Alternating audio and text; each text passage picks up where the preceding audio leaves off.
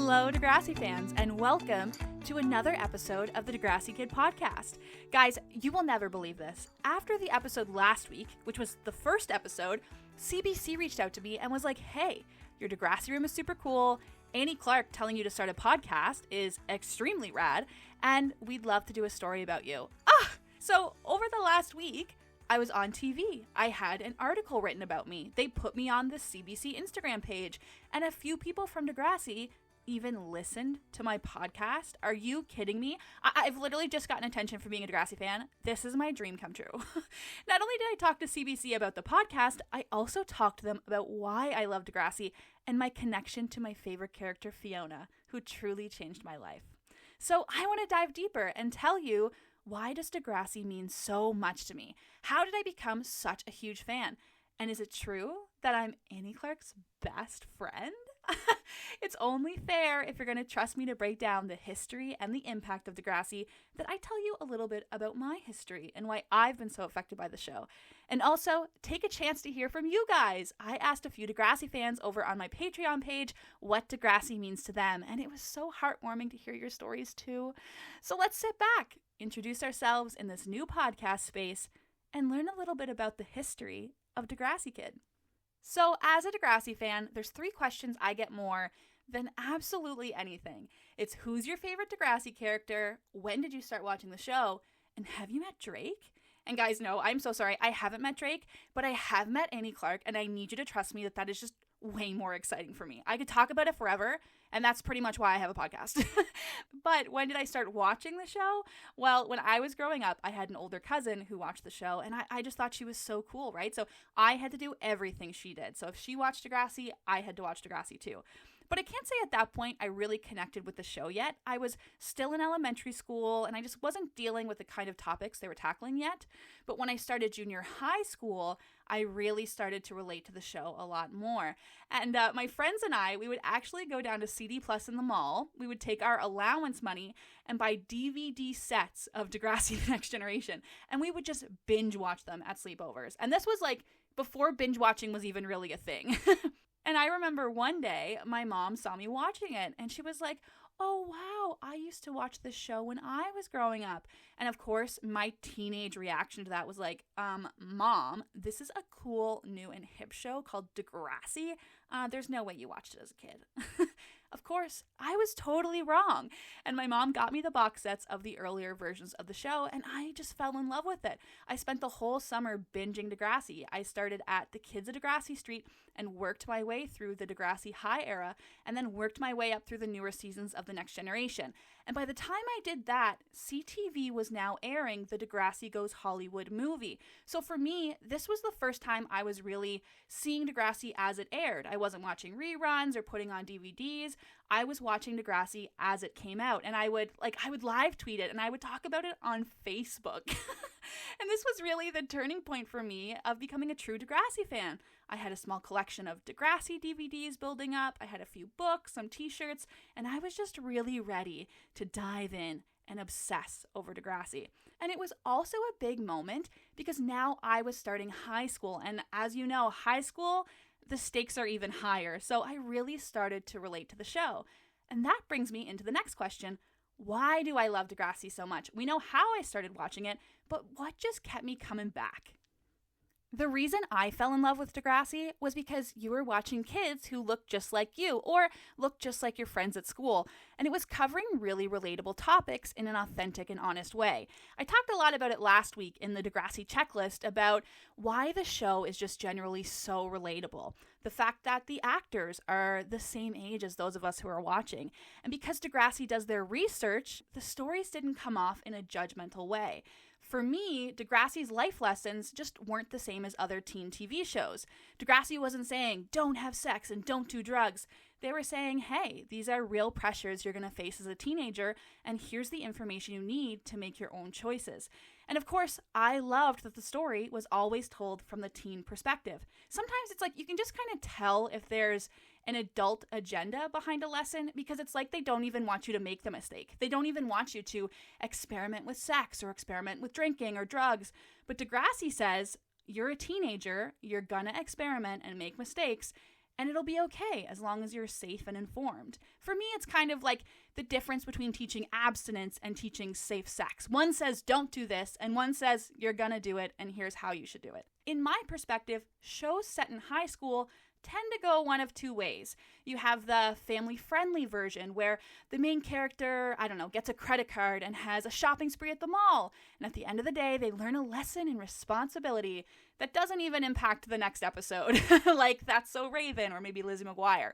Or you have a show set in high school that pushes teen issues to the extreme, to the point you don't even really relate to them anymore. You might have rich teenagers who are in impossible situations season after season, and their school life isn't affected, despite the fact that they're never there. And I'm thinking of shows like Vampire Diaries or Pretty Little Liars. And not to invalidate those shows are very entertaining. I literally watched all of them, and I loved all of them. But Degrassi's just really good at showing the realities of high school also in an entertaining way. Degrassi showed kids like Rick, who got bullied and it wasn't resolved after one feel-good moment. Degrassi showed Toby, a kid who had a crush that didn't like them back, and what that embarrassment really looks like in junior high school.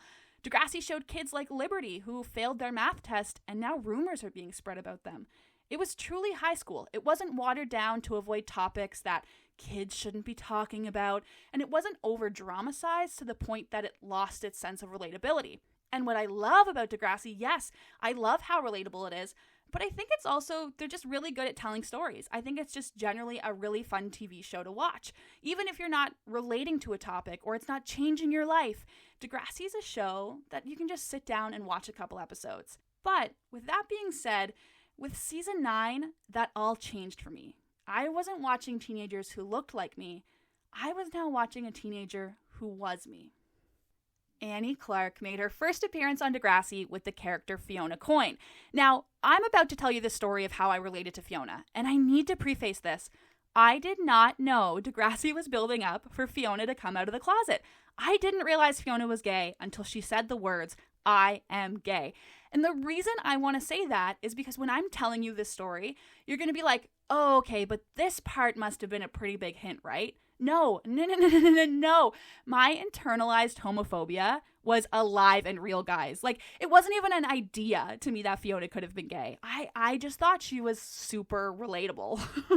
Now, with that being said, let's go through Fiona's story, starting with her transferring to Degrassi Community School. One of the first things we learn about Fiona is that she keeps telling everyone she still has a boyfriend back home, simply so boys at Degrassi will leave her alone. Are you kidding me? I felt seen, I felt heard, I felt represented. That was me. I did absolutely everything I could to avoid having a real boyfriend. So immediately I was like, oh my God, I love this character. To go even deeper, Fiona dates a character named Riley. Now, we learn that Riley's going through his own struggle of internalized homophobia and accepting that he's gay. He even signs himself up for conversion therapy and gets a girlfriend to convince everyone that he likes girls, including himself. And Fiona looks at this opportunity and goes, this is great. I'll have a boyfriend, he'll have a girlfriend, and we don't actually have to date each other.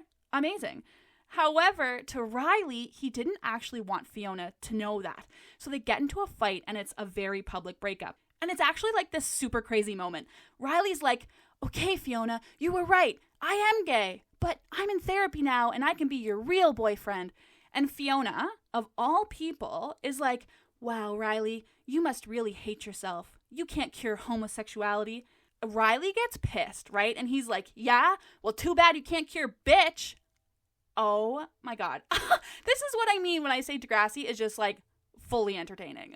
Now, to drop some of my own real life tea, this was truly what I was going through in high school. I did not want to date boys, but I didn't know that I wanted to date girls. And I once dated a boy just because I knew he was in love with my best friend. But she didn't know he was in love with her, and he didn't know that I knew he was in love with her.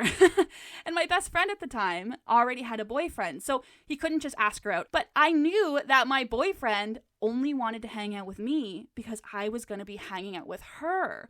And how did I know that he was in love with her? Well, he only ever talked about her. He always found a way to cancel plans if she wasn't going to be there. And even if we all hung out together, he just laughed so hard at her jokes. Like, it wouldn't even be funny. And he would just be like, ha ha ha ha ha, oh my God, you're so hilarious and funny. And I wish I could tell you I'm in love with you. Right? So to me, just like Fiona, I was like, oh my God, I hit the jackpot. I have a boyfriend that does not want to kiss me and a boyfriend that I never really have to spend time with. This is why immediately I was like, Fiona's my favorite character. She just gets it, right? She is gorgeous and beautiful and attractive and smart. And oh my God, I like her so much just because of how I relate to her. And that was how I related to Fiona during season 9. But for the next season, in season 10, I had no idea that I was gearing up for my life to change. At the opening of season 10, Fiona's life seems to be perfect. She's going to the perfect school, she has the perfect family, and now she has the perfect boyfriend. Or so it seems. It is still Degrassi after all. But one thing Fiona goes through is that she does go through an abusive relationship with her new boyfriend, Bobby. And I didn't relate to that part specifically, but I did relate to the way Fiona was feeling about her first real relationship with a boy. It's kind of like this feeling of, look, I did it. I'm finally normal, just like everyone else. And a lot of the reason, in my perspective, that Fiona stays in this relationship is because she doesn't want to lose that sense of normalcy that she appears to have. She's finally fitting in. And that's big. When you're in the closet and successfully passing as normal, it's hard to give that up and admit, like, hey, I seem to be the only person who can't figure out who I am and can't figure out relationships just like everyone else can. And this goes to show you just how important that feeling of safety and inclusion is, especially in high school, to the point where Fiona was willing to give up her physical safety for the appearance of fitting in. And that is just what I took away from it, because I wasn't in this exact situation, but those feelings are why I related to her. Now, throughout the season, because of the intense things that Fiona's going through, she develops a dependency on alcohol as a coping mechanism. Now, I didn't drink when I was in high school. I was a good girl, but I did fall back on some coping mechanisms that were really harmful and kind of scary. And I won't go too deep into it because I don't want to make anyone uncomfortable. I'm very comfortable talking about it because I'm just so proud of myself for how far I've come since then. But when I was growing up, I was obviously very confused and I didn't feel like I was having the same experiences as everyone around me. I felt different, but I never knew why. And all of that confusion led to a lot of really harmful thinking about myself, about like, why me? Why can't I just be normal? And before Fiona, the character I related to the most was Ellie. And first of all, she was an emo kid, so I loved that. But Ellie has a storyline in season 3 where when things start to feel too much, she hurts herself. And I related to that because that's how I coped with all the tough and confusing feelings I was going through. So I really resonated with Ellie because, again, I was seeing myself in this character. And Degrassi wasn't telling me that it was okay to do this to yourself, but they were just saying you're not alone in it and there is help. And my goal in this episode is not to cry. That's going to be so embarrassing. I think it might be inevitable, but I don't want to embarrass myself. But I just feel a lot of protection over my younger self. And it's crazy to reflect on it because, like, I've been so comfortable and openly gay for 10 years that I've kind of forgotten what those feelings were like. And now when I reflect on it, I realize everything that was going on. It's so clear to me now. But at the time, all of these emotions were just so big and so confusing and so scary. And it just felt like I would never get through them. But anyway, I might not have related to Fiona drinking, but I related to that feeling of getting overwhelmed, being confused, hating who you are, and running to something that you had control over and that made you feel better, even if it wasn't good for you. And then Fiona meets a boy named Adam. Adam Torres was notable for being the first trans character on Degrassi, and he was also Fiona's love interest. And it's actually my favorite relationship from the show because of just how much it meant for me in understanding who I was. Now, I will say, you could really analytically dive into the representation of Adam as a trans character, and I'm sure someday I will cover that in the podcast. But my reaction and the way I was watching the show and the way I interpreted Fiona's feelings, is just purely based on my emotions as a teenager who was in the closet, confused about her own sexuality and her own identity. But this relationship meant a lot to me because on paper, Adam was the perfect boyfriend for Fiona. He actually cared about her. He respected her. He was interested in what made her happy. And at the time, I met a boy exactly like Adam. He was perfect. He cared about me. He respected me. And I finally found the boy who was perfect. If I was going to have a boyfriend and be happy, it was going to be him. If Fiona was going to have a boyfriend and be happy, it was going to be Adam. And I felt like I could really open up to this guy and trust him.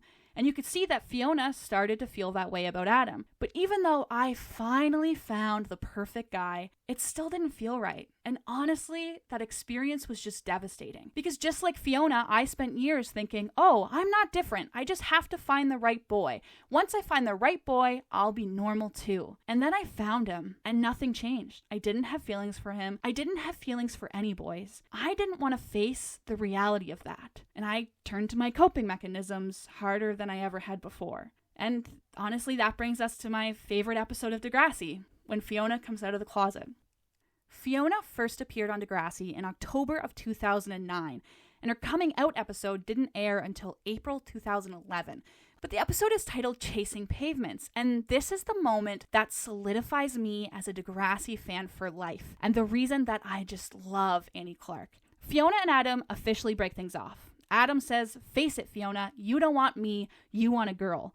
And Fiona seeks comfort in her best friend, Holly J. She comes over for a sleepover and they watch The Notebook together. At the end of the movie, Fiona asks Holly J, "Is that what it feels like to be in love?" Holly J says, "Being in love feels like you have superpowers. You can do anything together and they're the first person you want to run to."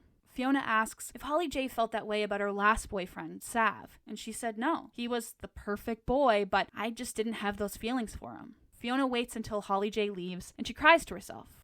And when I first watched that scene, I felt like I understood Fiona. She just couldn't figure out why everyone else could figure out love but her. But now I realized that Fiona was starting her path to coming out. She totally understood what Holly J meant. Fiona had those feelings of love, but she had them for her best friend Holly J. She felt like they could do anything together. Holly J was the first person Fiona always wanted to run to. And Adam might have been the perfect guy, but it's not love. Immediately after this scene, Fiona grabs a bottle of champagne. She has all of these big, confusing feelings, and her coping mechanism is right there. But today's different. She doesn't give into it. For the first time, she never opens the bottle. Her mom comes home, catches her with the champagne, and asks, "Is everything okay? Are you okay? Is Holly J okay?" And Fiona reassures her she wasn't going to drink it. But then she says, "Mom, I'm in love with her, and she's a girl." For so long, I watched Fiona and thought, this is my life, and it just plays out on screen week to week. And because of the ways I related to Ellie, I just didn't think there would be much of a future to look forward to. But now, I got to watch the next chapter of my life play out. What happens next was happening right in front of me. Fiona was saying everything I was too scared to say, everything I was too scared to admit even to myself. And because of that moment, I got to see that everything was going to be okay. And then Fiona does it over and over and over again. She came out to her mom. She came out to Holly J. She comes out to her friends. And guess what? No one cared. And it wasn't a big deal. And that's what I needed to see. No one in my life was telling me that it wasn't okay to be gay, but no one in my life was telling me that it was okay. I thought to like girls, you had to be a boy. I didn't know what it meant to be in love with your best friend. I didn't know that was possible. I thought everyone felt that way. I didn't know those feelings that I had for my best friend were the way people were feeling about their boyfriends. I just never felt like that about a boy before. And I was so scared of being different. I didn't want to be. I would do anything to avoid people realizing I wasn't like them. I just wanted to be normal and I just wanted to fit in just like every other kid wants. And every week, Fiona gave me a sense of comfort that there was someone else just like me, struggling to fit in and understand themselves. And seeing her articulate her feelings and stand behind who she is, that truly changed my life. Degrassi's covered other queer characters. Marco came out in season 3. That just wasn't my story. In season 5, Degrassi had Paige and Alex in a same-sex relationship. Bisexuality and just liking who you like, that's a really important story to tell. But it wasn't mine. Fiona's story was my story. But the night Chasing Pavements aired, I was able to come out to the hardest person I had to face. I was able to come out to myself. And after that, I did it over and over and over again. I came out to my friends, my family, and guess what? No one cared, and everything was okay. And since then, I never had to spend another moment doubting who I truly am. So Degrassi changed my life, and nothing could beat that, right? Well, I didn't know it, but that was just the beginning of being a Degrassi fan. Obviously, Fiona means a lot to me. She paved the path for my journey of self-discovery and self-love, and she gave me a safe space and a sense of security in that I could be myself. Her line, "I'm in love with her and she's a girl," is now a tattoo I wear with pride, and to pride. And then it got even better. I got to meet the person who represented all of that for me. I got to meet Annie Clark. Whew, okay. I could sit here forever and just tell you story after story about how Annie Clark has made me feel celebrated and loved for just being me. She surprised me at a Degrassi event. She mailed me a signed copy of the Chasing Pavement script for my birthday. She sent me a 5-minute long video listing her favorite things about me. By the way, she thinks I'm really funny and she loves that I'm obsessed with her.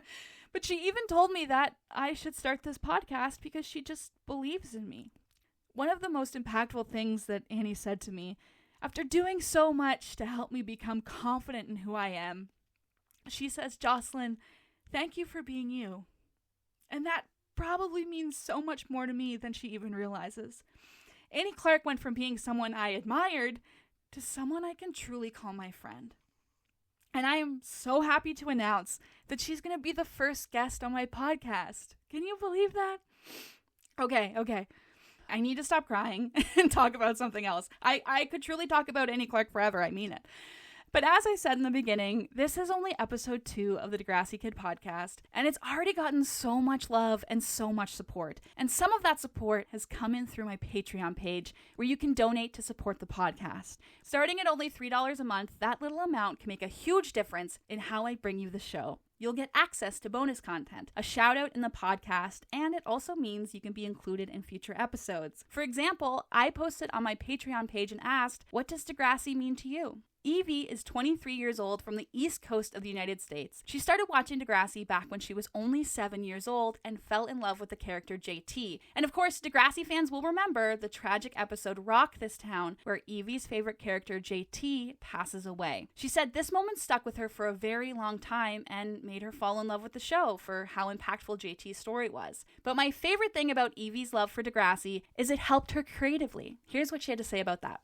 Degrassi means a lot to me, and it's my creative inspiration. If I'm not feeling good, but I still want to be creative, I can always rely on Degrassi to give me that inspiration because it makes me happy and it helps my mental health to be creative. I've written fan fiction for years. I've been in the Tumblr community and the roleplay community. I went to film school because of Degrassi. As an American, my only introduction really to film and TV production was Hollywood. As an awkward, queer, East Coast weirdo that is not really ever gonna fit into the Hollywood stereotype, Toronto just seemed like a completely different culture to me. And that's what inspired me to go to film school. It is so important to me, and I love it. That's what Degrassi means to me. Thank you so much, Jocelyn, for giving the Degrassi fandom a platform like this. I think you are so freaking inspiring and amazing. Also, Annie Clark, I love you. Bye.